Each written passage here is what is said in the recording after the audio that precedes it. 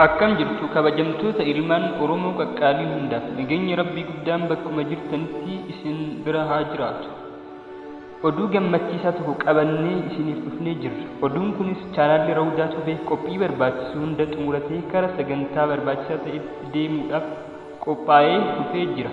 Kanaaf jecha viidiyoowwan nuti isiniif gadhiifnu hunda sabiskiraayib, laayik, sheer gochuudhaan nu cinaa tura. Waan barbaachisu yaada yoo qabaattan karaa lakkoofsa keenya duwwaa 945277916 nuuf bilbilaa isiniin jechaa sagantaa nu gadhiisnus hunda isaatu sabiskiraayib godhuudhaan maatii chaanala Rawdaa Tubee ta'a.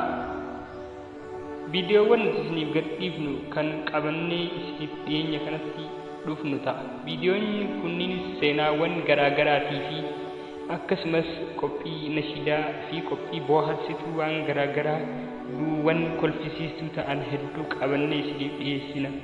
Kanaafuu yaadaan waa hundaanuu nu jajjabeessaa isiniin jenne waliin gayaa.